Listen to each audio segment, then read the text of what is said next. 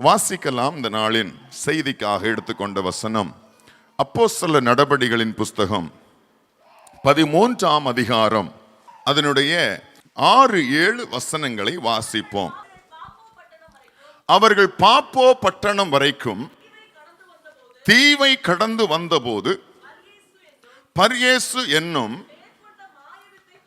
பேர் கொண்ட மாய வித்தைக்காரனும் கள்ள தீர்க்கதரிசியுமான ஒரு யூதனை கண்டார்கள்.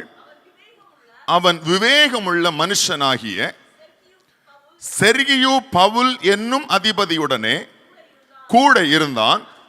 அந்த அதிபதி பர்னபாவையும் சவுலையும் அழைப்பித்து அவர்களிடத்தில் தேவ வசனத்தை கேட்க ஆசையாயிருந்தான். ஆங்கிலத்தில் வாசிப்போம்.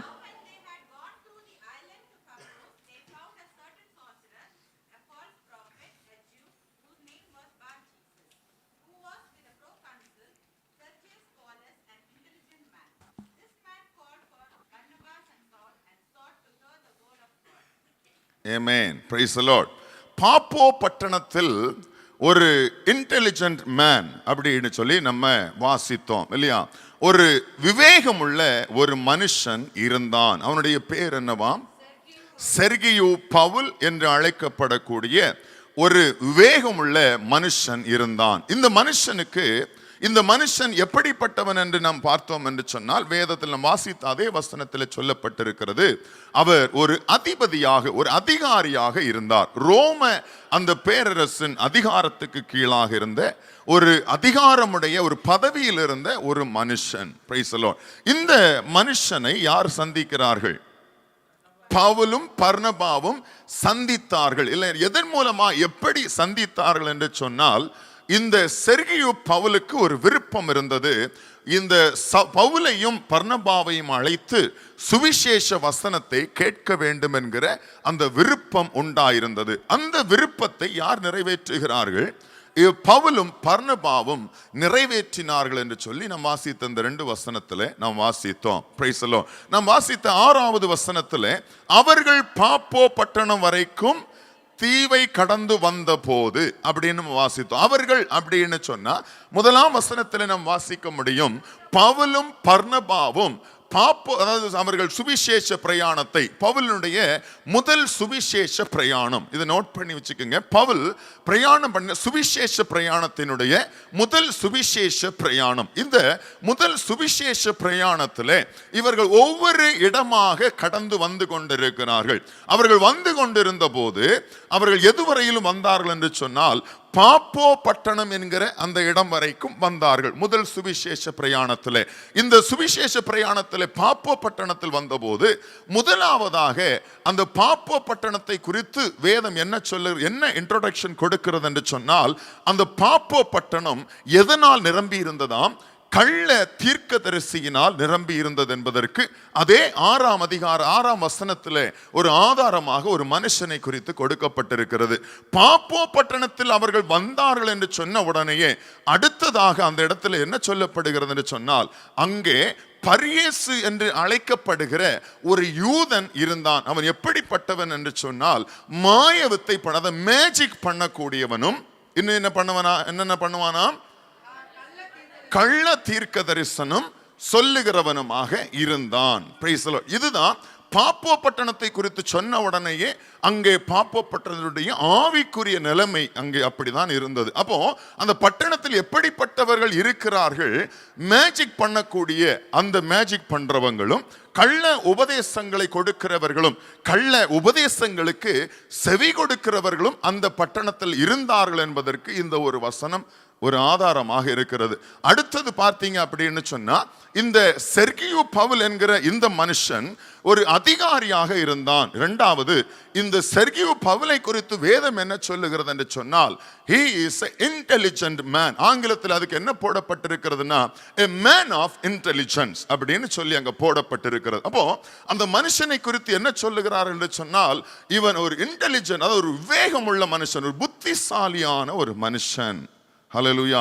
புத்திசாலியாகவும் இருக்கிறான், அதே நேரத்தில் அதிகாரத்திலும் ஒரு பெரிய ஒரு அதிகாரமுடையவனாகவும் இருக்கிறான், ஒரு அதிகாரியாகவும் இருக்கிறான். ஹல்லேலூயா. அப்போ இப்படி பாப்போ பட்டணத்தை குறித்து சொல்லுகிற வசனம், அந்த இடத்துல பாப்போ பட்டணத்தை குறித்து கொடுத்த அறிமுகம்.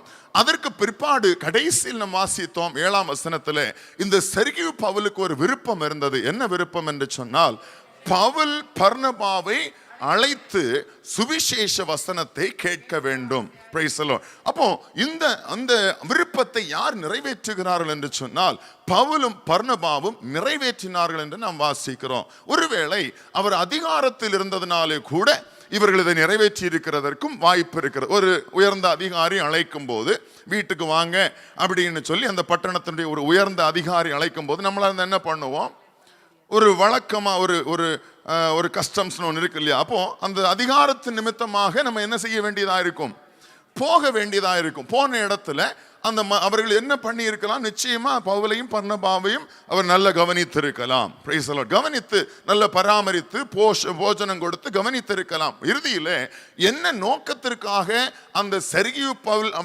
அவர்களை அழைத்திருந்தார் என்று சொன்னால், சும்மா வந்து பார்த்துட்டு போங்க என்பதற்காக அல்ல, சுவிசேஷ வசனத்தை பிரசங்கிக்கும்படியாக, அவர்களுடைய வாயிலிருந்து சுவிசேஷ வசனத்தை கேட்கும்படியாக தான் இந்த பவுலையும் பர்னபாவையும் இந்த செர்கியு பவுல் அழைத்திருக்கிறார். Price the Lord. புரியுதா உங்களுக்கு? அப்போ இவர்கள் அழைக்கப்பட்டதனுடைய நோக்கம் என்ன? சுவிசேஷத்தை அறிவிக்கும்படி, இயேசு கிறிஸ்துவை குறித்து அவர்கள் கேள்விப்படும்படியாக, இயேசு கிறிஸ்துவினுடைய சுவிசேஷத்தை அறிந்து கொள்ளும்படியாக இந்த அதிபதி அழைக்கிறான்.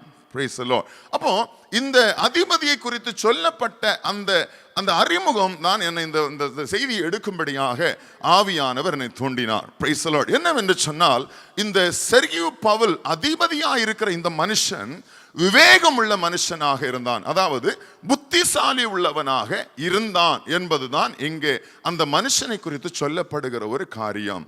ஹல்லேலூயா. நம்ம அநேக நேரங்களில் நம்ம ஒருவேளை இங்கே சொல்லப்பட்டிருக்கிறது போல ஒரு அதிகாரத்தில் உள்ளவர்களாகவும் கூட நாம் இருக்கலாம்.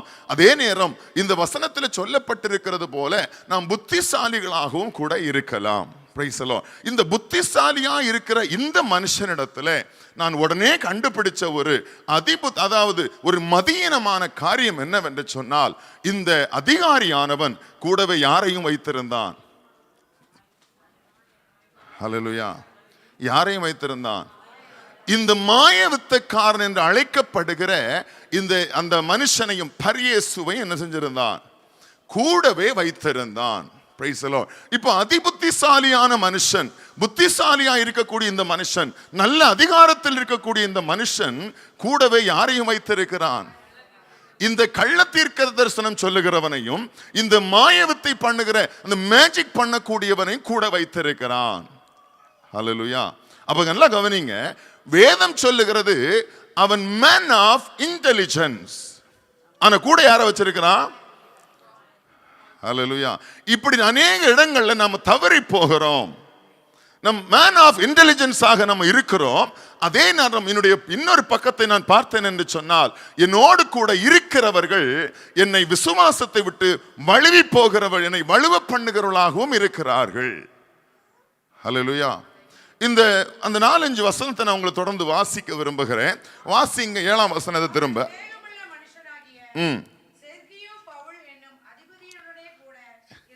யார் இருந்தது?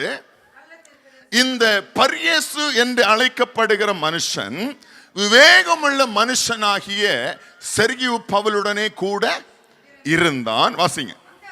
அந்த அதிபதி பர்னபாவையும் சவுலையும் அழைப்பித்து அவர்களிடத்தில் தேவ வசனத்தை கேட்க ஆசையாயிருந்தான். 8வது வசனம். மாய வித்தைக்காரன் என்று அர்த்தம் கொள்ளும் பேரையுடைய அந்த எலிமா என்பவன் அதிபதியை விசுவாசத்தினின்று திரும்பும்படி வகை தேடி அவர்களோடு எதிர்த்து நின்றான். இப்ப மாய வித்தைக்காரன் என்ன ட்ரை பண்றான்? பவுலும் பர்னபாவும் இவனை விசுவாசத்திலே வளர்க்கும்படியாக பிரயாசப்படுகிறார்கள்.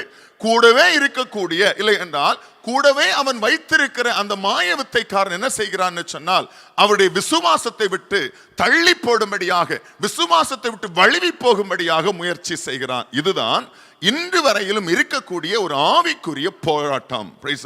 ஆவிக்குரியவர்களுக்கு இருக்கக்கூடிய போராட்டமே என்னவென்று சொன்னால், ஒரு பக்கம் ஆண்டவர் விசுவாசத்திற்கு இழுப்பார், இன்னொரு பக்கம் உலகமும் இல்லை என்றால் மாமிசமும் இல்லை என்றால் பிசாசும் விசுவாசத்தை விட்டு வழுவி போகும்படி இழுக்கும்.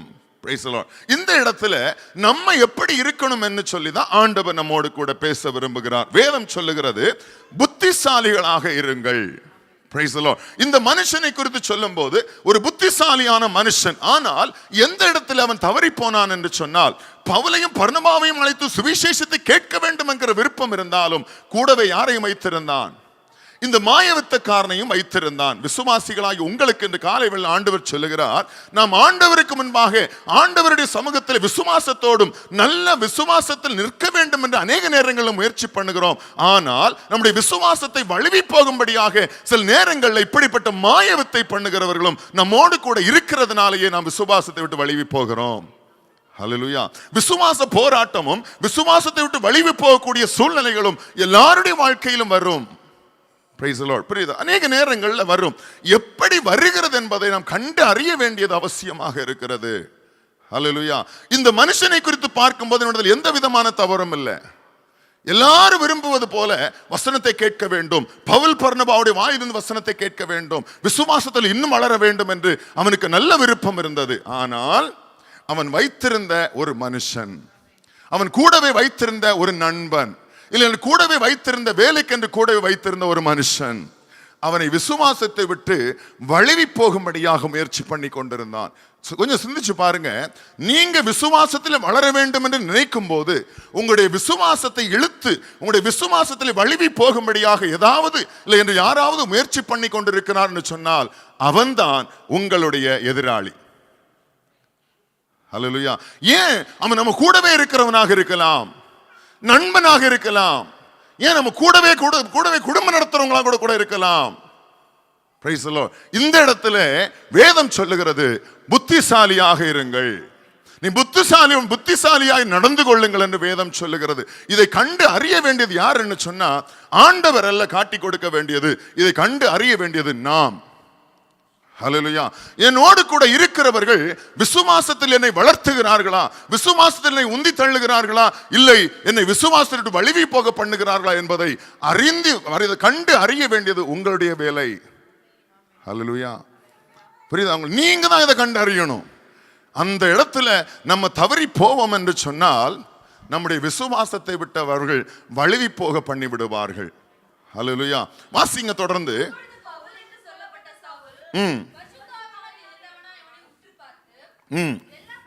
எல்லா கபடமும் எல்லா பொல்லாங்கும் நிறைந்தவனே, பிசாசின் மகனே, நீதிக்கெல்லாம் பகைஞனே, கர்த்தருடைய செம்மையான வழிகளை புரட்டுவதில் ஓய மாட்டாயோ. இந்த பரியேசுவை குறித்து பவுல் என்ன சொல்றாரு? ஒன்னொன்னா வாசிங்க. இந்த பரியேசு என்கிறவன் முதலாவது எப்படிப்பட்டவனா இருந்தான்? எல்லா விதமான கபடுள்ள மனுஷன் ஒன்று, இரண்டாவது பொல்லாங்குள்ள மனுஷன், மூன்றாவது அவன் பிசாசின் மகன், நான்காவது அவன் நீதிக்கு பகைஞன், ஐந்தாவது கர்த்தருடைய வழியை விட்டு திருப்புகிறவன், கர்த்தருடைய வசனத்தை விட்டு புரட்டுகிறவன். 5 காரியங்களுடைய ஒரு மனுஷன்.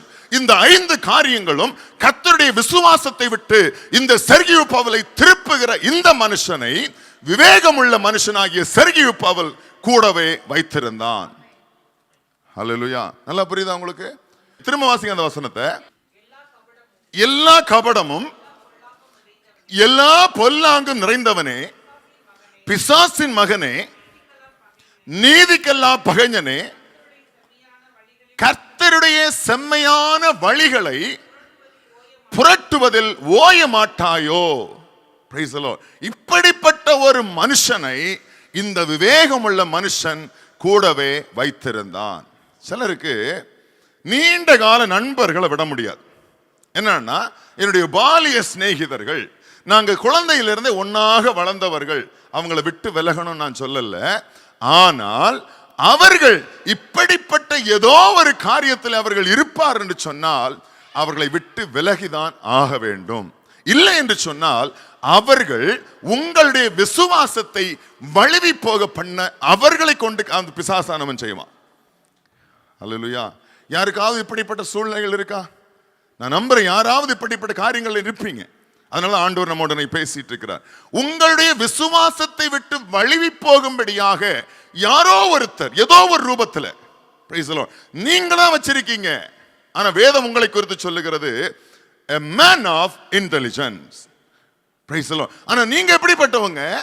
விசுவாசத்தில் நீங்க புத்திசாலியானவர்கள், நீங்க விசுவாசத்தில் விவேகம் உள்ளவர்கள், கர்த்தருடைய வார்த்தையில் நீங்கள் விவேகம் உள்ளவர்கள், கர்த்தருக்கு முன்பாக உண்மை உள்ளவர்கள், நல்ல விசுவாசி. ஆனால் நீங்க கூட வைத்திருக்கிற இந்த இப்படிப்பட்ட நபர்கள் ஒரு நபராக இருக்கலாம், இல்ல பலராக இருக்கலாம். இவர்கள் நம்ம என்ன செய்து விடுவார்னு சொன்னால் விசுவாசத்தை விட்டு வழுவி போக பண்ணுவார்கள். ஹல்லேலூயா. அப்ப ரட்சிக்கப்பட்டுட்டோம் அப்படின்னு சொன்னா, இல்லைன்னா கிறிஸ்தவன் ஆயிட்டோம்னு சொன்னா நம்முடைய ரிலேஷனை சரிப்படுத்த வேண்டியதும், நம்ம யாரு கூட எல்லாம் ஃப்ரெண்ட்ஷிப் வைக்கணும் வைக்க கூடாது என்பதையும் தீர்மானிக்கிறது யாரு?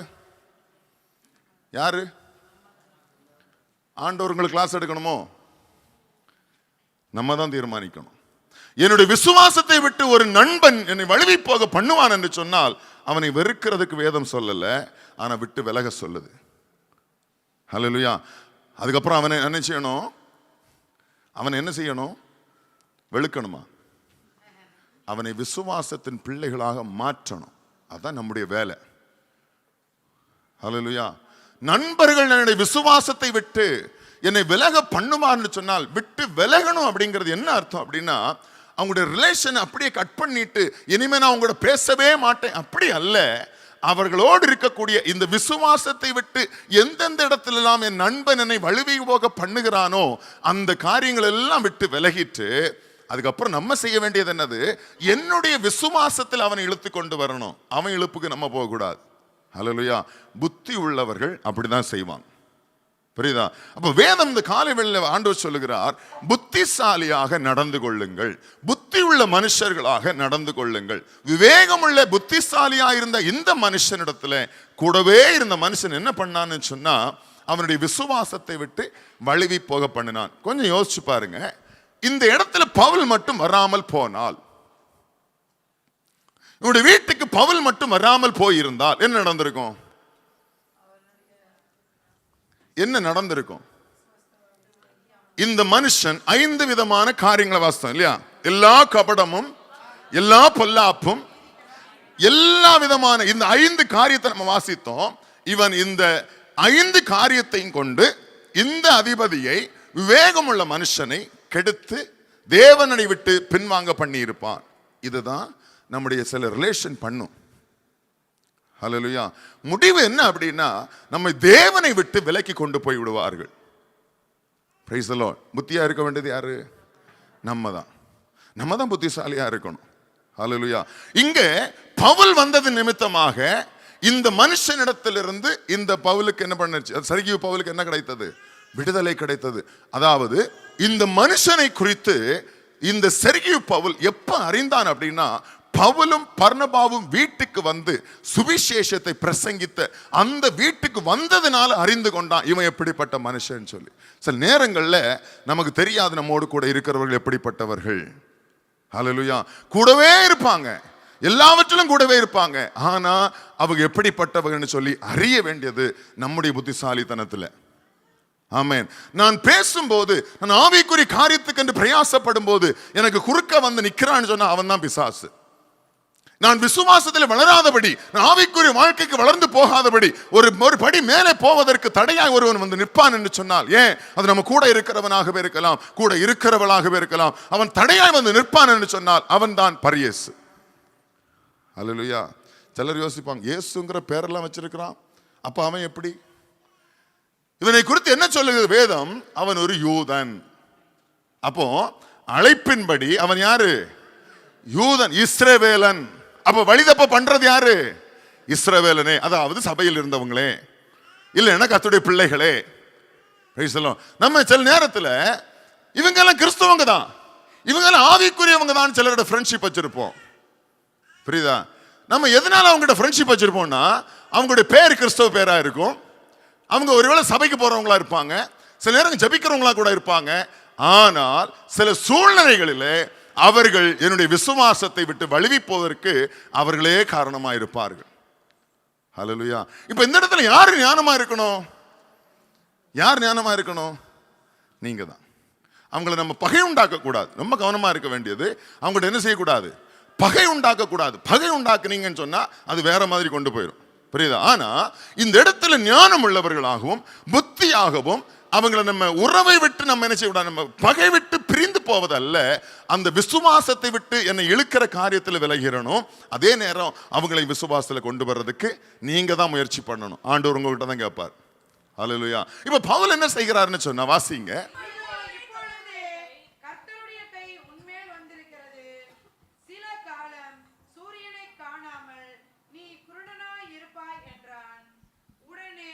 உடனே மந்தாரமும் இருளும் அவன் மேல் விழுந்தது, அவன் தடுமாறி கைலாகு கொடுக்கிறவர்களை தேடினான். அடுத்த வசனம். அப்பொழுது அதிபதி சம்பவித்ததை கண்டு கர்த்தருடைய உபதேசத்தை குறித்து அதிசயப்பட்டு விசுவாசித்தான். இப்ப என்ன நடந்தது இங்க? பவுல் வந்தது நிமித்தமாக இவனுடைய விசுவாசம் என்ன செய்தது? பலப்பட்டது. பவுல் வராமல் போயிருந்தால் விசுவாசத்தை விட்டு அவன் என்ன பண்ணியிருப்பான்? இழுத்துட்டு போயிருப்பான். ஹல்லேலூயா. அப்போ பவுல் வந்தது நிமித்தமாக இந்த அதிபதி என்ன ஆயிட்டார் அப்படின்னு சொன்னா, அந்த அந்த பரியேசி என்கக்கூடிய அந்த மாயவித்தைக்காரனுக்கு நடந்ததை கண்டு இவன் விசுவாசியாக மாறினான். எதனால் விசுவாசியான வாசிக்கிறோம் அந்த இடத்துல, உபதேசத்தை குறித்து அவன் உபதேசத்தை கேட்டு அதிசயப்பட்டு விசுவாசித்தான்.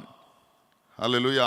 அப்போ அவனுக்கு கொடுக்கப்பட்ட உபதேசத்திலும் அங்க நடந்த சம்பவத்தையும் பார்த்து இந்த அதிபதி என்ன ஆயிட்டார்? இப்போ விசுவாசி ஆயிட்டார். இப்ப இவர் யார் அப்படின்னா a man of intelligence. ஹல்லேலூயா. அப்படிதானே? அப்போ முதல்ல நம்ம வாசித்தோம், இவர் விவேகமுள்ள மனுஷனாக இருந்தும் யாரை கூட வச்சிருந்தாரு? மாயவித்தக்காரனை வைத்திருந்தார். இப்போ பவுல் அந்த இடத்துல வந்ததுனால அந்த மனுஷனுக்கு நடந்ததை கண்டு உபதேசத்தை கேட்டு அதிசயப்பட்டு விசுவாசம் உள்ளவனாக மாறினான். ஹல்லேலூயா. அப்போ முதலாவது நம்ம பார்த்தோம், இந்த விசுவாசத்தை விட்டு, அதாவது இந்த மனுஷனுடைய தேவை என்னவாக இருந்தது? எப்படி ஆகிலும் பவுல் மூலமாக சுவிசேஷத்தை கேட்க வேண்டும், அதன் மூலமாக இயேசு கிறிஸ்துவை விசுவாசிக்க வேண்டும்ங்கிற விருப்பம் அவன் அந்த பவுல் பர்னபா மூலமாக நிறைவேறினது. புரியுதா? எதனால் நிறைவேறினதுன்னா, பவுலும் பர்னபாவும் வந்ததினால் நிறைவேறினது. அவனது இருந்த குறைவு என்னது? கூடவே வைத்திருந்த மாயக்காரன், அந்த வித்தை செய்யக்கூடிய அந்த கள்ள உபதேசம் பண்ணுகிறவன், கள்ள போதனை செய்யக்கூடிய அந்த யூதன், அவனை பவுல் வந்தது நிமித்தமாக ஆண்டவர் அவனை கடிந்து கொண்டு இந்த செர்கியு பவுலை என்ன பண்ணினாரு? விசுவாசத்திலே கொண்டு வந்தார். Price the Lord. இரண்டாவதாக ஒரு இடத்துல பார்க்கும்போது வாசிங்க என்னோடு கூட, நெகேமியாவின் புஸ்தகம் 13ஆம் அதிகாரம் 4ஆம் வசனத்தை வாசிங்க. இதற்கு முன்னே எங்கள் தேவனுடைய ஆலயத்தின் அறைகளை விசாரிக்க வைக்கப்பட்ட ஆசாரியனாகிய எலியாசிப் தொபியாவோடு சம்பந்தம் கலந்தவனாயிருந்து முற்காலத்தில் காணிக்கைகளும் சாம்பிராணியும் பனிமுட்டுகளும் லேவியருக்கும் பாடகருக்கும் வாசல் காவலாளருக்கும் கட்டளை பண்ணப்பட்ட தானியம், திராட்சரசம், எண்ணெய் என்பவைகளிலே தசமபாகமும் ஆசாரியரை சேருகிற படைப்பான காணிக்கைகளும் வைக்கப்பட்டிருந்த இடத்தில் ஒரு பெரிய அறையை அவனுக்கு ஆயத்தம் பண்ணி இருந்தான். இங்கே ஒரு ஆசாரியனை குறித்து நம்ம வாசித்தோம் இல்லையா? அந்த பேர் என்ன? எலியாசிப் என்கக்கூடிய ஒரு ஆசாரியன். இந்த ஆசாரியன் பண்ணின வேலை என்ன அப்படின்னு கேட்டீங்கன்னா, இந்த ஆசாரியனுக்கு என்று சில பொக்கிஷ சாலைகள் உண்டு இல்லையா? 5ஆம் வசனத்தை நம்ம வாசித்தோம். ஆசாரியனுடைய பராமரிப்பின் கீழ் வரக்கூடிய பொக்கிஷ சாலை. புரியுதா? ஆசாரியனுக்குன்னு சில காரியங்கள் ஆண்டவர் கொடுத்திருப்பார் இல்லையா? ஆசாரியனுக்கு எங்க இருந்து வரும் பொக்கிஷம்? ஜனங்கள் கொடுக்கக்கூடியது. Price the Lord. ஆசாரியனுக்கு ஜனங்கள் என்ன கொண்டு வருவாங்க? அவங்களுக்குரிய எல்லாவற்றிலும் உச்சிதமானதை கொண்டு, பெஸ்ட்டை கொண்டு வந்து என்ன செய்வாங்க? ஆசாரியனுக்கு கொடுப்பாங்க. இப்போ அந்த ஆசாரியன் என்ன பண்ணுவான்னா, வாங்கி கொண்டு எல்லாத்தையும் அங்கங்க பத்திரப்படுத்தி அவனுக்குரிய எல்லா இடங்களையும் வச்சிருப்பான். இங்க வைக்கப்பட்ட இடத்துல இந்த ஆசாரியனாகிய எலியாசிப் பண்ணின காரியம் என்ன அப்படின்னா, தொபியா என்கக்கூடிய ஒரு மனுஷனுக்கு ஒரு பெரிய அறையை உண்டு பண்ணி வைத்தான். ஹல்லேலூயா. இப்போ இந்த தொபியா என்கிற ஒரு பெரிய ஒரு மனுஷனுக்கு ஒரு பெரிய அறையை உண்டு பண்ணி வைத்திருக்கிறான் அப்படின்னு சொன்னா, எங்க உண்டு பண்ணி வச்சான் அப்படின்னா, ஆசாரியனுடைய நன்மைகள் எல்லாம் எங்கே வைக்கப்பட்டிருக்குமோ அங்கே இந்த தொபியாவுக்கும் ஒரு அறையை உண்டு பண்ணி வைத்திருந்தான். அப்ப இந்த தொபியா என்ன பண்ணுவான்? பார்த்துட்டா இருப்பான். பார்த்தா என்ன செய்யும்? என்ன செய்யும்? பார்த்த உடனே கை இப்படி அரிக்கும். அப்படிதானே? நம்ம கலை நேரங்களை பார்க்கும்போது என்ன செய்யுது? கை சொரிஞ்சுக்கிட்டே இருக்கு இல்லையா? இந்த தொபியாவுக்கு என்ன பண்ணும்? பார்க்கும்போது கை சொரியும். ஏன்னா இருக்கிறது எல்லாமே பெரிய பெரிய நல்ல பெஸ்ட் சாப்பாடு அங்க கொண்டு வச்சிருக்கு. கோதுமைன்னு சொன்னா ஒன்னாந்தரம் இல்லையா? வாசனை திரவியம்னு சொன்னா ஒன்னாந்தரம். தானியங்கள் திராட்சரசம்னு சொன்னா the best. Price the Lord. பார்த்த உடனே என்ன பண்ணும்? கொஞ்சம் குடிச்சுதான் பார்ப்போமே அப்படின்னு தோணும் இல்லையா? இது இயல்பு. அப்போ இந்த எலியாசிப் அவனை கொண்டு வைத்திருந்த இடம் எங்கே என்று சொன்னால், தன்னுடைய பொக்கிஷ சாலையிலே கொண்டு தன்னுடைய பொக்கிஷங்கள் எல்லாம் சேர்த்து வைத்திருந்த இடத்துல இந்த தொபியாவுக்கு என்று ஒரு பெரிய அறையை உண்டு பண்ணி வைத்திருந்தான். Praise the lord. சரி, அப்ப யார் இந்த தொபியா? Praise the lord. ஆசாரி, அதாவது எலியாசிப்பை குறித்து சொல்லும் போது வேதம் சொல்லுகிறது அவன் ஆசாரியன். இந்த ஆசாரியன் யாரை மூலமாக வைக்கப்பட்டவன்? நெகேமியா மூலமாக அந்த பிரமாண வரிசையின்படி, அந்த ஆசாரியத்துவ ஊழியத்தின்படி, அழைப்பின்படி அங்க வைக்கப்பட்டவன். Price the Lord. அப்போ ஆசாரிய ஊழியத்திற்கென்று அழைக்கப்பட்டு அழைப்பை பெற்றவன். ஜனங்களுடைய நன்மையை அவன் புசிக்க வேண்டும் ஏன்னு சொன்னா, கொடுத்த எல்லா பொக்கிஷங்களும் யாருக்குரியது? ஆசாரியனுக்குரியது. ஆசாரியனுக்கு என்று ஆண்டவர் கொடுத்தது இல்லை, ஜனங்கள் மூலமாய் ஆசாரியனுக்கு கொடுத்தது யாருக்குரியது? அவனுக்கும் அவன் குடும்பத்தில் உள்ளவர்களுக்கும் அவன் கீழே ஊழியம் பண்ணுகிற அத்தனை பேருக்கும் உரியது. புரியுதா? அந்த இடத்துல கொண்டு இந்த தொபியாவுக்கு ஒரு பெரிய அறையை கட்டினான். ஹல்லேலூயா. எத்தனை பேர் இப்படி பெரிய பெரிய அறைகளை கட்டி வச்சிருக்கிறீங்க உங்க பொக்கிஷ சாலையில கொண்டு? சிலர் யோசிக்கிறான், எங்களுக்கு எங்க பொக்கிஷம் இருக்கு? ஹல்லேலூயா. உங்களுடைய தனிப்பட்ட நன்மைகளை மூன்றாவது ஒரு மனுஷன் என்ன செய்யக்கூடாது? அறியவும் கூடாது, பார்க்கவும் கூடாது. அது கர்த்தர் உங்களுக்கு தருகிற ரகசியம். அது ஒரு சீக்ரெட் பிளஸிங். புரியுதா? ஆண்டவர் உங்களுக்கு என்று தனிமையா ஒரு பர்சனலா சில பிளஸிங் கொடுத்திருப்பார். கிரேட் பிளஸிங்னா என்ன நினைக்கிறீங்க? ஃபேமிலி. Price the Lord. குடும்பம். புரியுதுங்களா? அப்படிதானே? நீங்க என்ன நினைக்கிறீங்க? இல்லையா நினைக்கிறீங்களா? உங்க ஒப்பீனியன் என்ன கேட்கிறேன்? ஃபேமிலி. உங்க ஒப்பீனியன் என்ன? இருக்கலாம், இல்லாமலும் இருக்கலாம். என்ன நினைக்கிறீங்க? இதுதான் என்னுடைய பெஸ்ட் பிளஸிங் அப்படின்னு நினைக்கிறீங்களா? கர்த்தர் எனக்கு தந்த ரகசியமாய் காக்கப்பட வேண்டிய ஒரு பிளஸிங். கணவன் மனைவி என்கக்கூடிய குடும்பம் என்கக்கூடிய ஒரு பிளஸிங். வேதம் சொல்லுது, it's a great secret. Praise the Lord. இந்த ரகசியம் பெரியது. பவுல் சொன்னார் எபேசியர் 5ஆம் அதிகாரத்தில், இந்த ரகசியம் பெரியது. Praise the Lord. குடும்பம் என்பது ரகசியம் காக்கப்பட வேண்டிய ஒரு பெரிய blessing அது. Praise the Lord. இந்த குடும்பத்துக்குள்ள கர்த்தருடைய ஆசீர்வாதம் டைரக்டா வந்து போகணும். அதுதான் ஆண்டவர் கொடுக்கிற நன்மை. யோபு சொன்னார் இல்லையா, தேவனுடைய ஆலோசனை, ரகசிய ஆலோசனை என் வீட்டுக்குள் இருந்தது. 29ஆம் அதிகாரம் யோபுனுடைய புஸ்தகத்தை வாசிக்க முடியும். தேவனுடைய ரகசிய ஆலோசனை என் வீட்டுக்குள் இருந்தது. It's a secret. அது உங்களுக்கும் கர்த்தருக்கு உரிய blessing. இந்த குடும்பத்தில் இருக்கக்கூடிய இந்த சீக்ரெட் blessing மூணாவது ஒரு மனுஷனுக்கு ஒரு பெரிய இடத்தை ஓபன் பண்ணி உள்ள விட்டுறக்கூடாது. புரியுதா? உள்ள விட்டீங்கன்னு சொன்னா அவனுக்கு பார்க்க பார்க்க பார்க்க என்ன பண்ணும் தெரியுமா? சொரிஞ்சுக்கிட்டே இருக்கும். ஹல்லேலூயா. அதனாலதான் ஆண்டவர் சொன்னார், இது நிமித்தம் புருஷனானவன் இல்லைனா மனுஷன் தன் தகப்பனையும் தன் தாயையும் விட்டு தன் மனைவியோட இசைந்திருப்பான் என்று சொல்லி புருஷனுக்கு சொன்னாரா? ஆனா மனைவி என்ன பண்ணுதுன்னா புருஷனுடைய தாயும் தகப்பனையும் விளக்கும் வசனத்தின்படி தன்னுடைய தாய்க்கு ஒரு பெரிய அறை உண்டு பண்ணி நடு வீட்டுல கொண்டு வைக்கும். புரியுதா? இந்த வீட்டுக்குள்ள தன் தாய்க்கு ஒரு பெரிய அறை உண்டு பண்ணி இப்ப இந்த தாய் தான் வீட்டுக்குள்ள இருந்து ஆட்டும். ஹல்லேலூயா. புரியுதுங்களா? வசனத்தின்படி புருஷனுக்கு சொல்லுவாங்க, புருஷனானவன் தன் தகப்பனையும் தன் தாயை விட்டு தன் மனைவியோடு இசைந்திருக்க கடவன் அப்படின்னு புருஷனுக்கு சொல்லுவாங்க. ஆனா மனைவியானவள் என்ன பண்ணுவா? தன் தாயும் தகப்பனையும் விடாமல் அவர்களுக்கு ஒரு பெரிய அறையை உண்டு பண்ணி அங்கே நடுவில் வச்சிருப்பா. எத்தனை வீடுகள்ல இருந்து அம்மா மாதிரி தொல்லை தெரியுமா? தேவனுடைய ரகசிய ஆசீர்வாதத்துக்கு இதுதான் பெரிய தடை. தேவனுடைய ரகசியமான நன்மைக்கு இதுதான் பெரிய தடை. அதுக்காக மாமியார் இல்லைன்னு சொல்ல முடியாது. புரியுதுங்களா? மாமியாமாருக்கு பண்றதும் இருக்கு. அதுகளும் தலைக்கு மேல என்ன ஆடுது. நேத்து வந்தவன் என் பையனை வளைச்சு போட்டா, நான் 10 மாசம் பெத்து 25 வருஷம் வளர்த்து படிக்க வச்சு தோல்ல சுமந்து நடந்து இன்னும் வந்தவன் தூக்கிட்டு போயிட்டான் என் பையனை. அவளா நானான்னு பார்த்துருவோம். இப்படி சில மாமியார் கங்கணம் கட்டி தெரியுறாங்க. அதுவும் இருக்கு.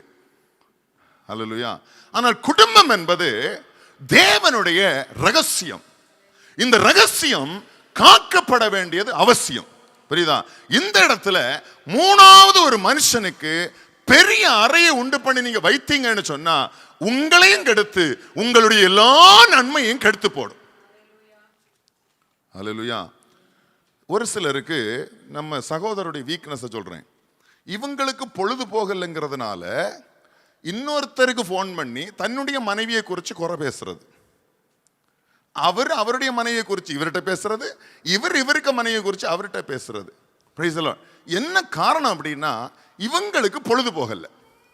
புரியுதா? பலிகாடு யாரு? வாயில்லாத ஜீவன்கள். Price the Lord. தேவனுக்கு விரோதமான பாவம் அது. ஹல்லேலூயா. என் சரீரத்தை நானே திறந்து காட்டுவதற்கு அடையாளம் அது. என் நிர்வாணத்தை நானே வெளியே காட்டுவதற்கு அடையாளம் அது. என் மனைவியை இன்னொருத்தங்கிட்ட தப்பா பேசுறது, என் மனைவியை குறிச்சு, அது ரகசியமாய் காக்கப்பட வேண்டிய தேவனுடைய ஆசீர்வாதம். அது அறிவு கிடையாது அநேகருக்கு. இவங்களுக்கு நேரம் போகலன்னா இன்னொருத்தங்கிட்ட இவங்களை குறிச்சு பேசுறது கேவலமா இல்ல? வெட்கமா இல்ல இது கேட்கறதுக்கு? Price the Lord. புரியுதா உங்களுக்கு? எனக்கு பொழுது போகணுங்கிறதுனால, எனக்கு வேற இல்லைங்கிறதுனால எனக்கு ஆண்டவர் தந்த மனைவியை குறித்து தப்பா பேசுறதுக்கு நமக்கு வெட்கமா இல்ல? வெட்கப்பட வேண்டியது நம்ம மனைவி அல்ல. இது தேவனுக்கு முன்பான பாவம்.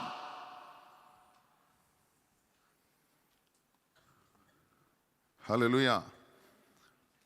புரியுதா உங்களுக்கு?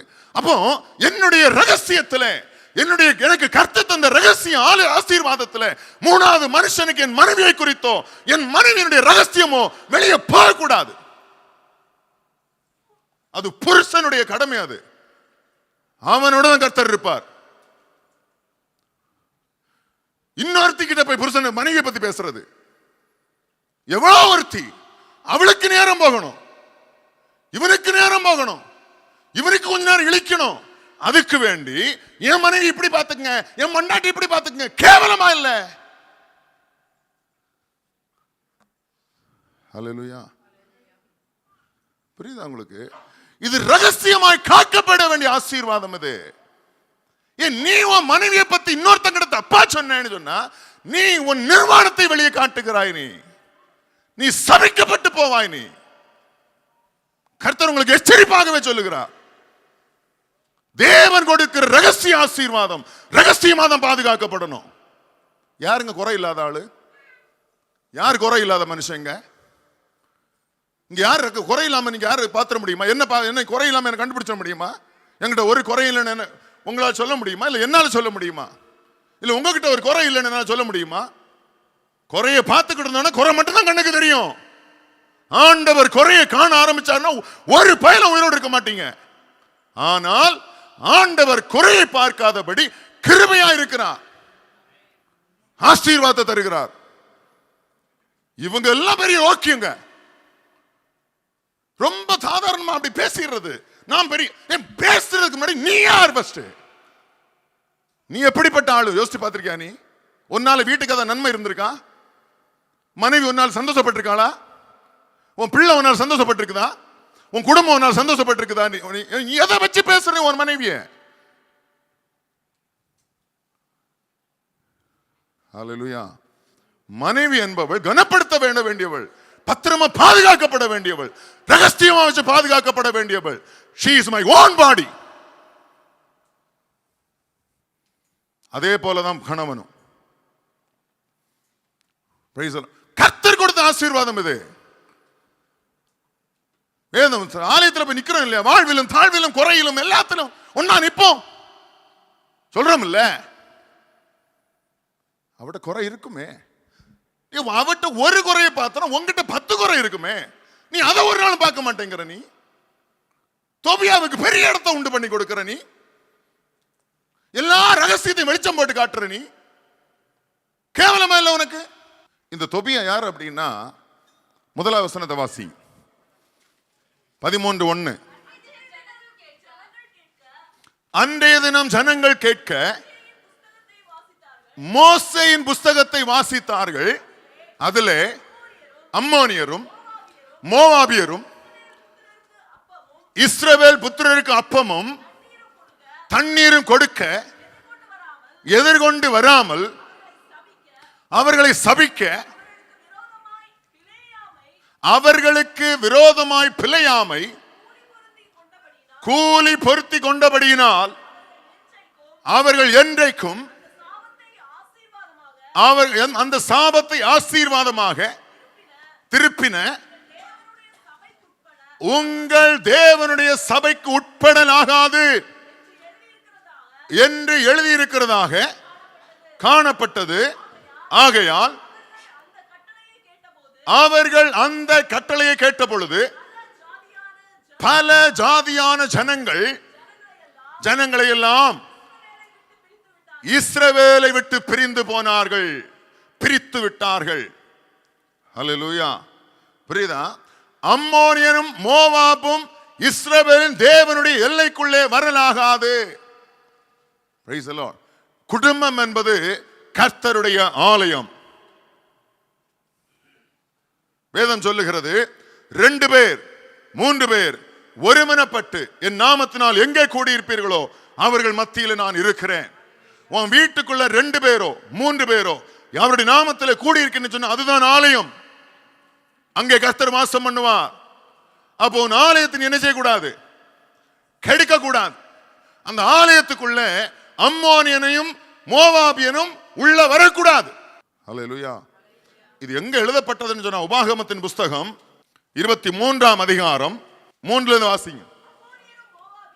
அம்மோனியரும் மோவாபியரும் கர்த்தருடைய சபைக்கு உட்படலாகாது, 10ஆம் தலைமுறையிலும் என்றைக்கும்.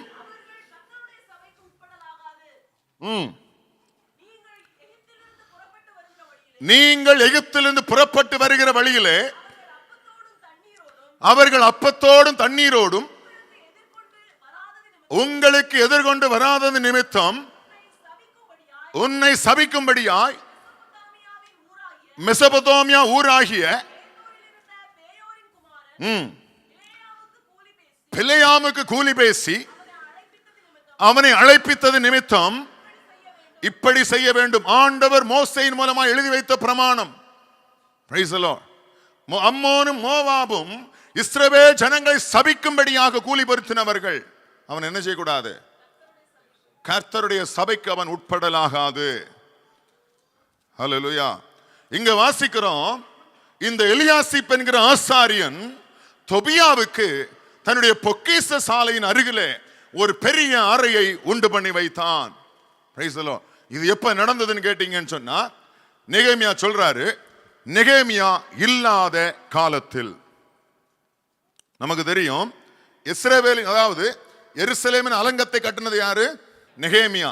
எருசலேமின் அலங்கத்தை நெகேமியா கட்டின பிற்பாடு ஒரு வருஷம் தன்னுடைய பாபிலோன் பிரயாணத்தில் போய் அந்த ராஜாவை சந்தித்து மீண்டும் ஒரு வருஷத்துக்கு பிற்பாடு திரும்ப வர்றார். நெகேமியா எருசலேமுக்கு திரும்ப வர்றார். ஒரு வருட காலத்துக்குள்ள நடந்த சம்பவம் இது. ஹல்லேலூயா. நெகேமியா இல்லாத இந்த காலத்தில் இந்த ஆசாரியன் என்ன பண்றான்? அந்த தொபியாவுக்கென்று ஒரு பெரிய அறையை உண்டு பண்ணினான். புத்தியினமாய் செய்தான். ஹல்லேலூயா. அநேக நேரங்கள்ல நம்ம புத்தியா செய்யறோம்னு சொல்லிக்கிட்டு புத்தியினமா செஞ்சுட்டு இருக்கிறோம். இது உங்க குடும்ப வாழ்க்கையில் நடக்குதான்னு யோசிச்சு பாருங்க. ஹல்லேலூயா. மற்றவங்களை குறித்து பேசுறதுக்கு முன்னாடி நான் எப்படிப்பட்ட சுபாவத்தில் இருக்கிறவன், நான் யோக்கியனாங்கிறத அறியணும் முதலாவது. Price the Lord. உங்களுக்கு பொழுது போகணுங்கிறதுனால இங்க இருக்கக்கூடிய சபையையும் சபையில் இருக்கக்கூடிய ஜனங்களையும் நீங்க ஒவ்வொருத்தங்களா விலாவாரியா வச்சு பேரை வச்சு நீங்க பேசி பேசி பேசி நீங்க கெட்டு போயிடாதீங்க. Price the lord. இது தேவனுக்கு முன்பாக பாவம். ஹல்லேலூயா. இது கர்த்தர் உங்களுக்கு கொடுத்த ஆசீர்வாதம். இதை கெடுக்கிறதுக்கு நீங்க முயற்சி பண்ணக்கூடாது. இதை குறித்து கேவலமா பேசக்கூடாது.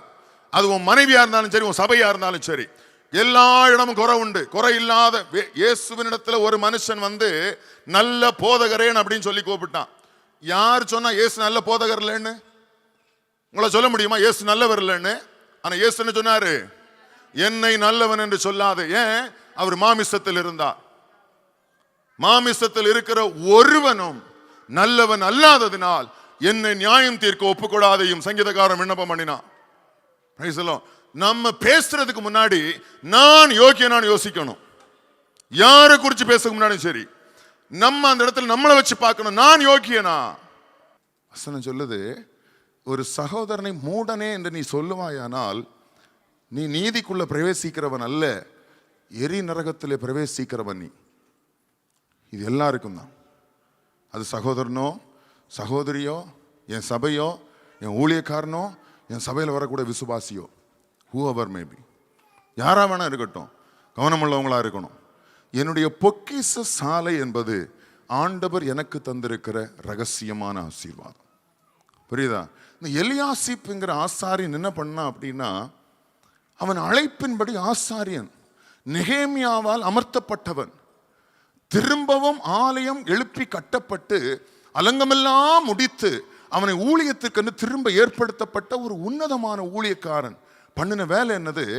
ஒரு தொபியா என்கிற ஒரு மோவாபினுடைய சந்ததியான ஒரு மனுஷனை ஆண்டவர் பாளையத்துக்குள்ளே தேவ சமூகத்தில் அவன் வரலாகாது என்று சொல்லி ஆண்டவர் நியமித்த அந்த சந்ததியில் உள்ள மனுஷனை கொண்டு பொக்கிஷ சாலையில் ஒரு பெரிய அறை உண்டு பண்ணி வைத்தான்.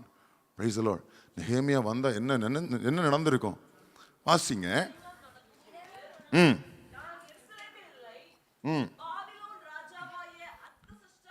அர்தசஷ்டாவின் 32ஆம் வருஷத்துல நான் ராஜாவினிடத்திற்கு போய் சில நாளுக்கு பின்பு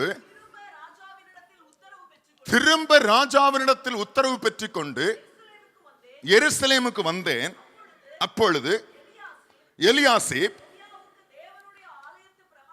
தொபியாவுக்கு ஆலயத்து பிரகாரங்களில் அறையை ஆயத்தம் பண்ணினதினால் செய்த பொல்லாப்பை அறிந்து கொண்டு அதனால் என்ன பண்ணிருச்சு நெகேமியாவை? அது மனமடிவாக்குனது மாத்திரமல்ல, கோபப்பட வைத்தது அவனை. ஆங்கிலத்தில் என்ன போட்டிருக்காங்க? I was very angry. Praise the Lord. நெகேமியா என்ன செய்திருக்கிறாரு? மிகவும் கோபப்பட்டான்.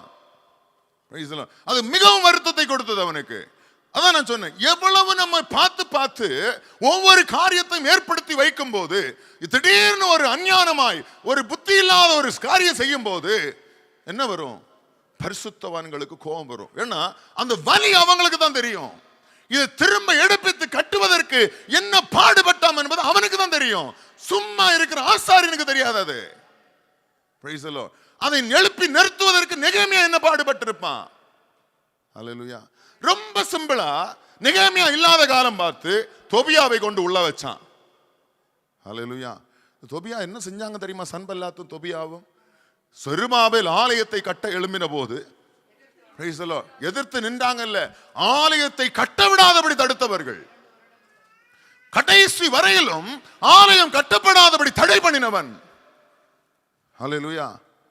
நல்ல மைண்ட்ல வச்சுக்கோங்க, ஆலயத்தை கட்டுவதற்கும் ஆலயத்தின் ஊழியத்திற்கும் நான் தடையா நிற்பேன் என்றால் கர்த்தருடைய சாபம் என் தலையின் மேல் இருக்கும். அவன் தப்பு பண்றான், அவன் சரியா பண்றான், நியாயம் இருக்கிறது நான் அல்ல, எனக்கு அந்த அதிகாரம் கிடையாது, ஆண்டவர் சொல்றாரு.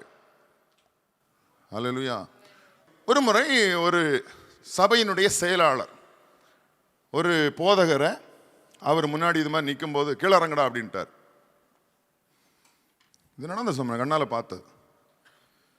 அப்புறம் அவர் இறங்கல, இவர் வேகமாக போய் அந்த வெள்ளை துணி போட்டிருப்பாங்க இல்லையா, இப்படி பிடிச்சி தரன்னு இழுத்துட்டு கீழே ஒன்று விட்டார். பிரைஸ்லாம். ஒரே மாதத்தில் அவர் மரித்து போனார். போதகர் இல்லை, கைப்பிடிச்சு சட்டை பிடிச்சி இழுத்துட்டு வந்த ஆள்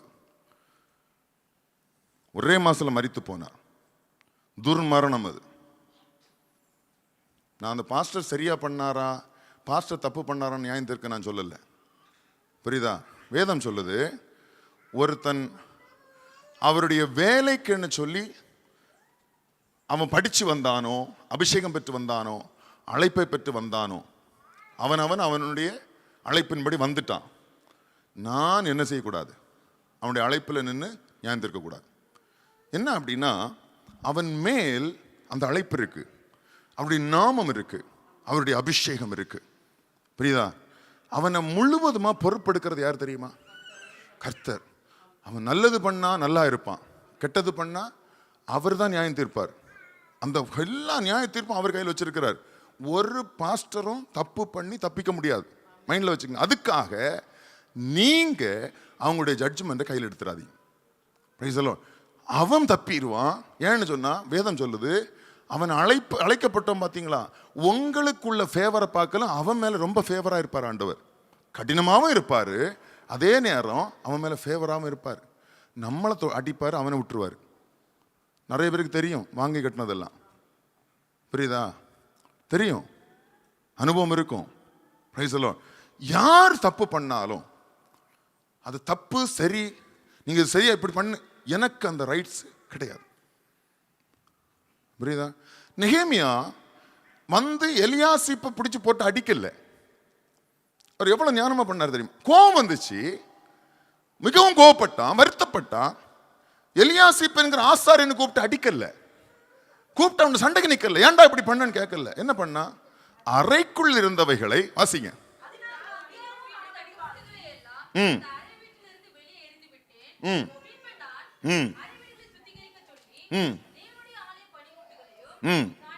காணிக்கைகளையும் சாம்பிராணியையும் என்ன பண்ணினாரு?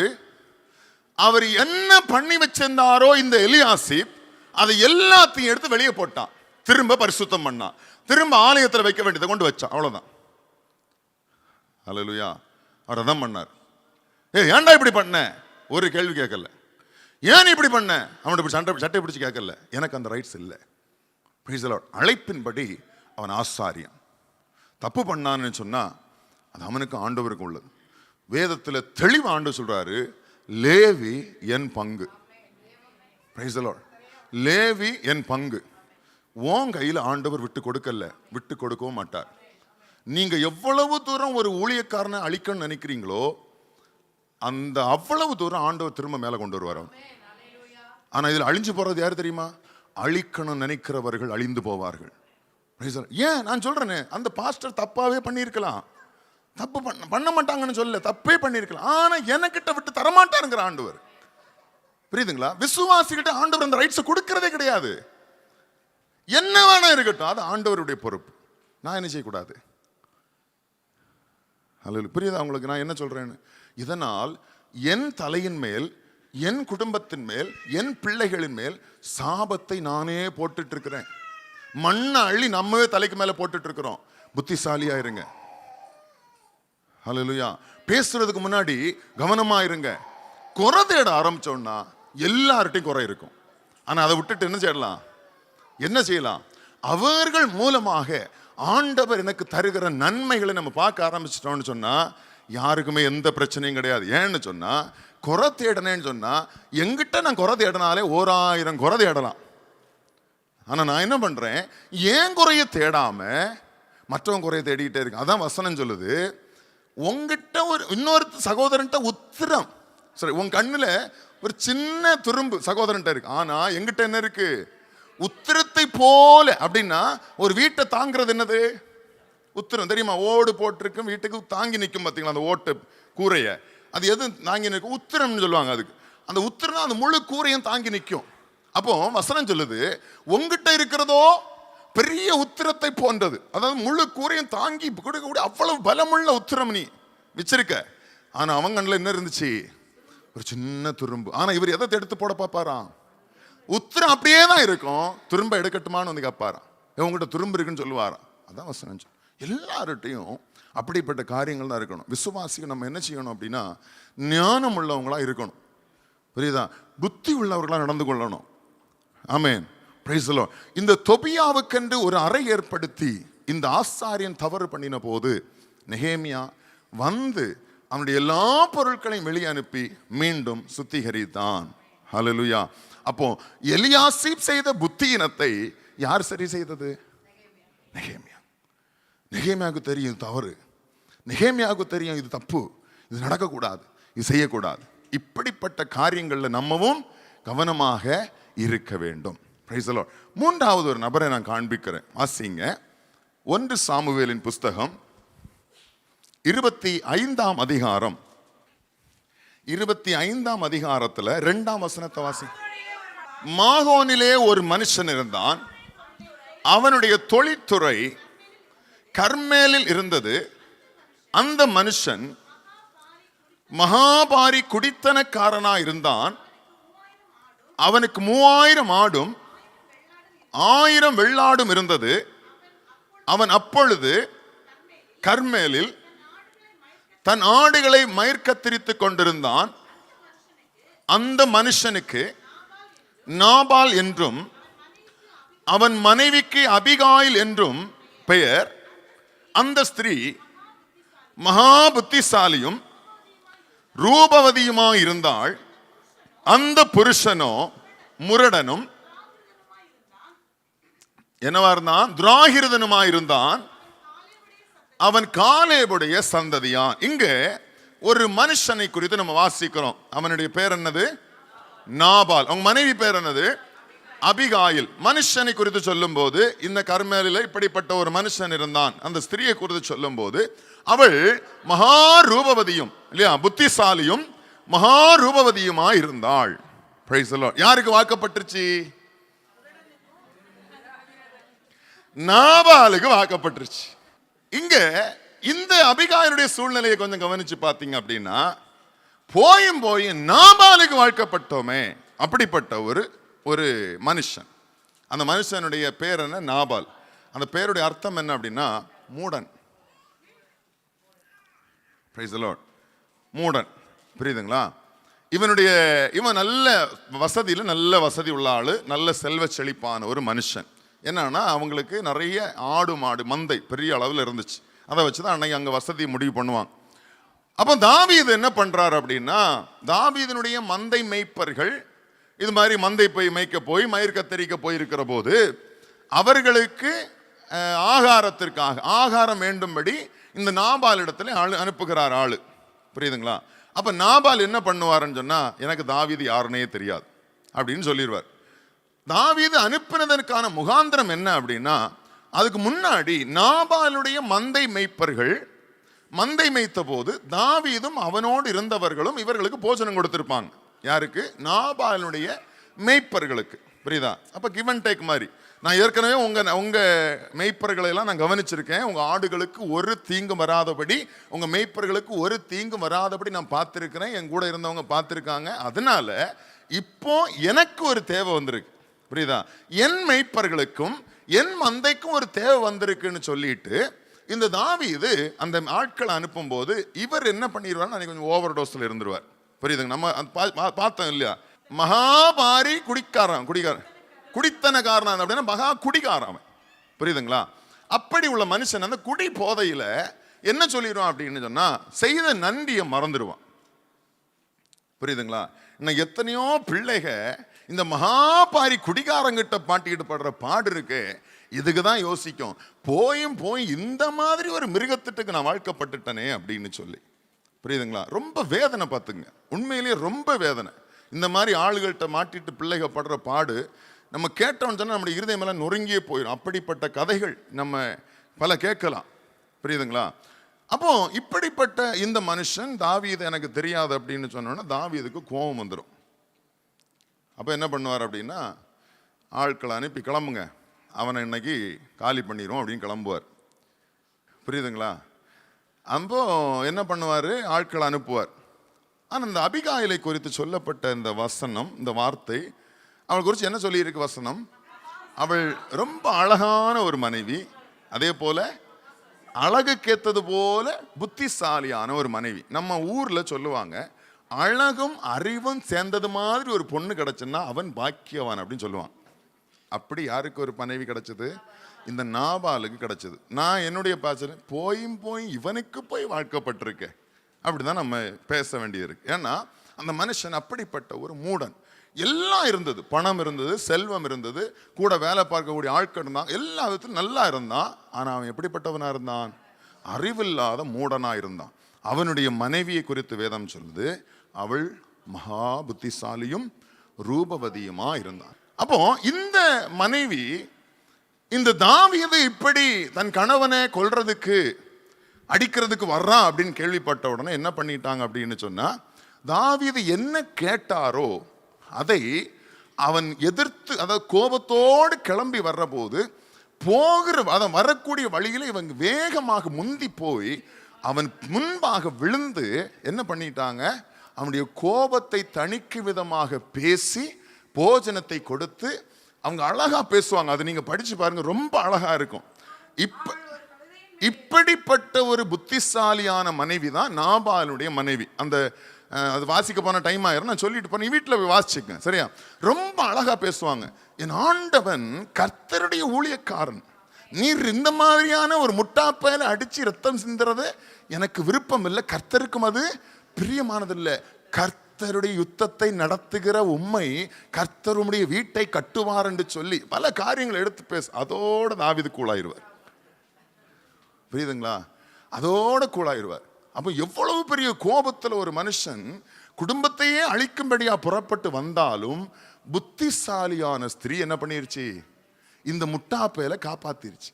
இன்னைக்கும் நிறைய முட்டாப்பயலுக இந்த பிள்ளைகள்னாலதான் காக்கப்பட்டு இருக்கு. ஆனா இவனுங்க பண்ற அலப்புறம் இருக்கு, இவன் தான் ராஜா மாதிரியும், இவன் தான் கிங்கு மாதிரியும், எல்லாம் இவன் தான் மாதிரியும் ஊர்ல பில்டப் போட்டுட்டு தெரியுமா? ஹல்லேலூயா. புரியுதுங்களா? நல்ல ஜெபம் பண்ணுங்க பிள்ளை, சரியா? நல்ல கணவன்மார் வரணும். ஆமென். ஜெபம் பண்ணணும். நமக்கு வரக்கூடிய கணவர்கள் நல்ல கணவர்களாக இருக்கணும். கர்த்தருக்கு பயந்து நல்ல நல்ல ஆண்டவருக்குரிய பிள்ளைகளாக இருக்கணும். அப்போதான் நீங்கள் சந்தோஷமா இருக்க முடியும். ஏன்னா நான் சில பிள்ளைகள் ஸ்டோரி எல்லாம் கேட்டோன்னா நமக்கு வாய் கூசுது, இந்த மாதிரி முட்டாள்கள்கிட்ட மாட்டிட்டு. ஹல்லேலூயா. அப்போ இந்த ஸ்திரீயின் நிமித்தமாக இந்த மனுஷன் என்ன பண்ணிடுவான்? காக்கப்பட்டுருவான். இது அவனுக்கு அடுத்த நாள் காலையில், நமக்கு தெரியும் வழக்கமாக சாயங்காலம் ஏறினது காலையில் என்ன செய்யும்? இறங்கும். இறங்கினதுக்கு அப்புறம் இவன் மனைவி போய் சொல்லுவாங்க, என்னையா மனுஷன் நீ, தாவீது இப்படி வந்தான், நீர் இப்படி சொல்லி அனுப்பி, நல்ல வேளை நான் போய் என்ன பண்ணேன், இல்லைன்னா இன்னும் செத்தே போயிருப்பாரு அப்படின்னு சொன்னோன்னா இவருக்கு இருதயம் என்னவாயிரும்? கல் ஆகி போய் செத்தவனை போல, அதாவது ஒரு சிலையை போல உட்கார்ந்துருப்பான். அப்படி ஆயிடுவான். ஒரு மாதிரி செத்தவனை போல ஆயிடுவான். அதுக்கப்புறம் கர்த்தர் என்ன பண்ணுவார் அப்படின்னு சொன்னா அவனை வாதிப்பார். இருக்கா? ஆம். கர்த்தர் நாபாலை வாதித்ததினால் எத்தனை நாளில் செத்து போயிடுவான்? 10 நாளில் என்ன பண்ணிடுவான்? செத்து போயிடுவான். இப்ப பாத்தீங்க அப்படின்னு சொன்னா இவன் ஆண்டவர் தாவீதுக்கு உதவி பண்ணாததுனால கர்த்தர் என்ன செஞ்சாரு? வாதிக்கிறார். 10 நாளில் செத்து போயிடுறான். இவன் செத்து போனான் என்ற செய்தி தாவீது அறிந்த போது, இப்ப நல்லா கவனிங்க, அவள் புத்திசாலி என்பது தாவீது கண்டான். 2வது, அவள் எப்படிப்பட்டவள்? ரூபவதி என்று கண்டான். அவன் செத்து போனான் என்று அறிந்த போது தனக்கு மனைவி ஆக்கி கொண்டான். இது ஒரு பெரிய ஸ்பிரிச்சுவல் சப்ஜெக்ட் ஆக்சுவலி. புரியுதுங்களா? அவனிடத்துல மாமிசம் இல்லை, உலகம் அவளை விட்டு விலகினதென்று கண்டபோது மணவாளன் அவளை மணவாட்டியாக எடுத்துக்கொண்டான்.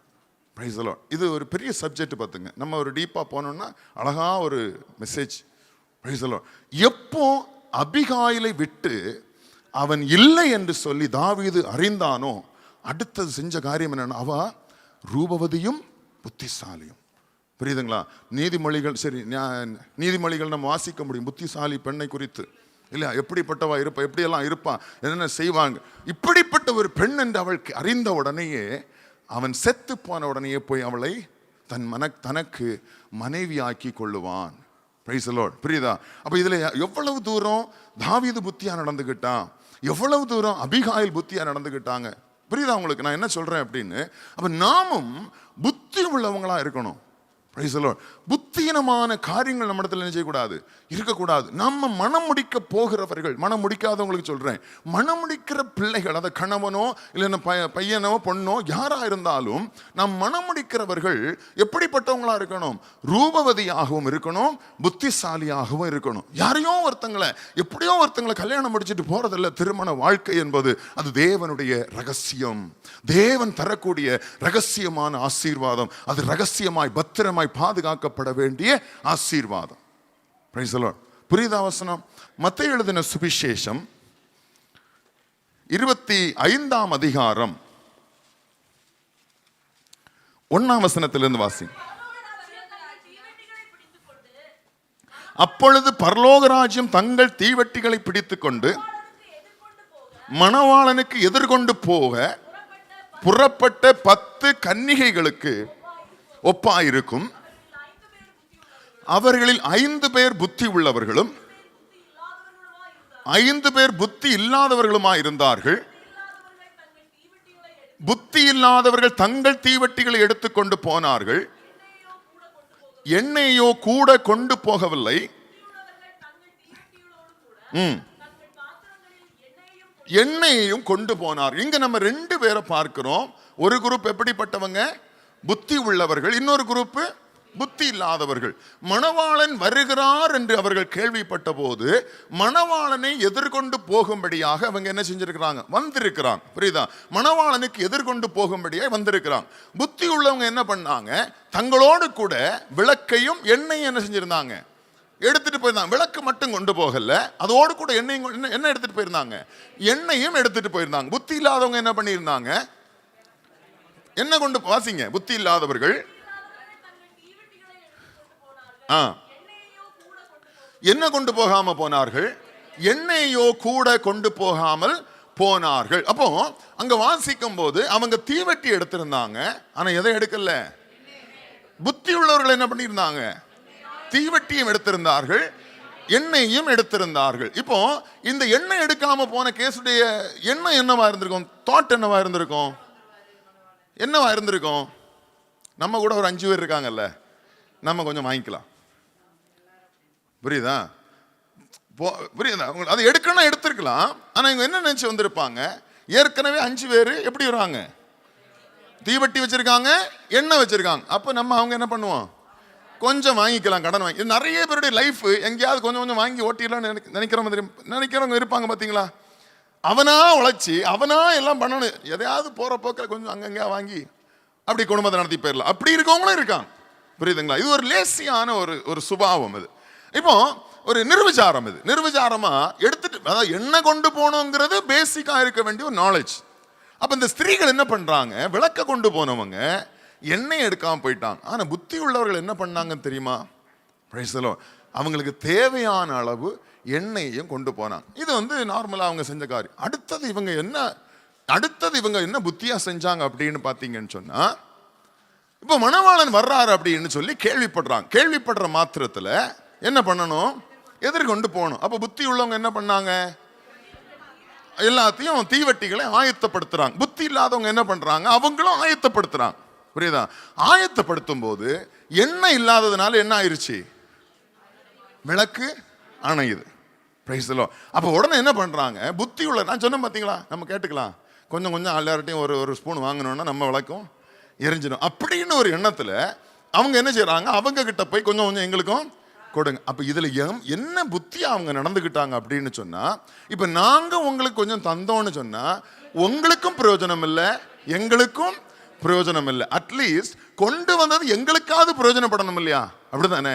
நம்ம உங்களுக்கு பிரயோஜனம் இல்லாம எனக்கும் பிரயோஜனம் இல்லாம போச்சுன்னா அதனால ஒரு லாபமும் இல்லாம போயிடும் சொல்லி அந்த சிச்சுவேஷன்ல, புரியுதா, அந்த வாழ்வா சாவாங்கிற கூடிய ஒரு சிச்சுவேஷன் அது, புரியுதா, அந்த டைம்ல என்ன செஞ்சு ஆகணும், மணவாளனோடு போய் ஆகணும். இல்லைன்னா கதவு என்ன செய்யப்படும், அடைக்கப்படும். அப்போ இந்த வாழ்வா சாவாங்கிற சில கடினமான சூழ்நிலைகள், முடிவெடுக்கக்கூடிய சூழ்நிலைகள்ல நம்ம இப்படிப்பட்ட புத்தி உள்ள கன்னிகைகளை போல முடிவெடுக்க தெரியணும்.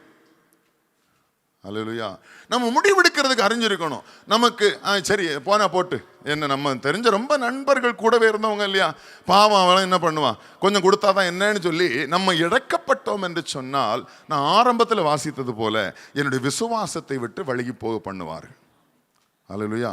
அப்ப இந்த புத்தி உள்ளவர்கள் எப்படி நடந்து கொண்டாங்க அப்படின்னு சொன்னா, எங்களுக்கும் உங்களுக்கும் பிரயோஜனம் இல்லாமல் போகும்படி நீங்க என்ன பண்ணுங்க, கடையில விற்கிறவங்க கிட்ட போய் கடையில போய் வாங்கிக்கங்க அப்படின்னு சொல்றாங்க. Price the Lord. என்ன நடந்தது, புத்தியா இருந்தவர்கள் மணவாளனோடு கூட என்ன பண்ணார்கள், கல்யாண வீட்டுக்குள் பிரவேசித்தார்கள். அந்த வசனத்தை நம்ம தொடர்ந்து வாசிக்கும் போது நீங்க பார்க்க முடியும். அப்போ புத்தி உள்ளவர்களாய் நாம் இருப்போம்னு சொன்னா, புத்தி இல்லாதவர்களை போல விளக்கில எண்ணெய் இல்லாமல் நாமும் என்ன செஞ்சிருவோம், கைவிடப்பட்டு போவோம். நீங்க புத்தி இல்லாதவர்களா இருப்பீங்கன்னு சொன்னா நாமும் என்ன செஞ்சிருவோம், கைவிடப்பட்டு போகும் இந்த 5 கன்னிகைகளை போல. அப்போ நமக்கு இப்படிப்பட்ட ஒரு சூழ்நிலைகள் வந்தாலும், அவங்க எனக்கு ரொம்ப வேண்டப்பட்டவங்க, ரொம்ப தெரிஞ்சவங்க, நேசிக்கிறவங்கன்னு சொல்லி இருந்தாலும், இந்த இடத்துல இந்த புத்தி உள்ள கன்னிகைகள் என்ன பண்ணாங்க அப்படின்னு சொன்னா, நாங்க கொடுத்து உங்களுக்கும் எங்களுக்கும் பிரயோஜனம் இல்லாமல் போகாதபடிக்கு என்ன பண்ணிருங்க, நீங்க போய் கடையில வாங்கிக்கன்னு சொல்லிட்டு இவங்க விளக்கு ஆயத்தப்படுத்தி மணவாளனோடு பிரவேசித்தான். அல்லேலூயா. இந்த காலைவேளையில் ஆண்டவர் சொல்லுகிறது அதுதான், மணவாளன் சீக்கிரமாய் வரப்போகிறான். ஆமென். நம்ம எப்படிப்பட்டவங்களா இருக்கணும், புத்தி உள்ள கன்னிகைகளை போல இருக்கணும். எப்படி இருக்கணும், புத்தி உள்ள கன்னிகள் எப்படி இருந்தாங்க, விளக்கையும் வைத்திருந்தார்கள், எண்ணெயும் வைத்திருந்தார்கள். Price the Lord. நம்ம அபிஷேகம் பெற்றுக்கொண்டு, நம்ம ரட்சிக்கப்பட்டதனால் மாத்திரமல்ல, நாம் அபிஷேகம் பெற்றவர்களாகவும் இருக்க வேண்டும். அபிஷேகம் விளக்கு எண்ணெய் என்பது அபிஷேகத்திற்கு அடையாளம். அபிஷேகத்தோடு கூட நாம் எப்பொழுதும் நாம் இருப்போம் என்று சொன்னால், மணவாளன் வருகிறார் என்று சொல்லும் போது நாம் புத்தி இல்லாதவர்கள் கைவிடப்பட்டது போல நாமும் கைவிடப்பட்டு போய்விடாதபடிக்கு எப்பொழுதும் ஆயத்தத்தோடும் எண்ணெயோடும் புத்தியோடும் நடந்து கொள்ளும்படி இந்த காலைவேளையில் ஆண்டவர் நமக்கு சொல்லுகிறார். ஹல்லேலூயா. புரியுதா? அப்போ புத்தி உள்ளவர்களாக நடந்து கொள்ளுங்க. நம்முடைய விசுவாசத்தை விட்டு நம்மை வழுவி போக பண்ணாதபடி, என்னுடைய பொக்கிஷத்தை விட்டு அவர்கள் என்னுடைய பொக்கிஷத்திலே அவர்கள் அந்த பொக்கிஷத்தை எடுத்துக்கொள்ளாதபடிக்கு, என்னுடைய குடும்ப வாழ்க்கையில் என்ன நஷ்டம் உண்டாக்காதபடிக்கு, என்னுடைய ஆவிக்குரிய வாழ்க்கைக்கு ஒரு நஷ்டம் உண்டாகாதபடி எல்லா இடங்களிலும் நீங்கள் புத்தியாய் நடந்து கொள்ளுங்கள் என்று சொல்லி காலை வேளையில ஆண்டவர் உங்களுக்கு இந்த செய்தியை கொடுக்கிறார். Price the Lord. இயேசு சீக்கிரமாய் வரப்போகிறார். நம்ம என்ன செய்யணும், தீவட்டியோடும் எண்ணெயோடும் புத்தி உள்ளவர்களாக நடந்து கொள்ளுங்கள். Price the Lord. புரியுதா? இயேசு வந்து போனதுக்கு பிற்பாடு விளக்கு எரிஞ்சும் எண்ணெய் வாங்கியும் ஒரு பிரயோஜனமும் இல்லை. புரியுதா? அவங்களும் கடையில் போய் வாங்கிட்டு விளக்கு கொளுத்திட்டு வந்தாங்க. ஆனா மணவாளன் என்ன சொன்னாரு, நான் உங்களை அறியேன். Price the Lord. நான் உங்களை அறியேன். புத்தி இல்லாதவர்கள் இதே போல கைவிடப்படுவார்கள். Price the Lord. நான் உங்களை அறியேன் என்று சொல்லி மணவாளன் ஒரே வார்த்தையில் சொல்லி முடிச்சிடுவார். Price the Lord. புத்தியாய் நடந்துக்கும். ஆமென். ஆண்டவர் இந்த வார்த்தைகளினாலே உங்களை ஆசீர்வதிப்பாராக.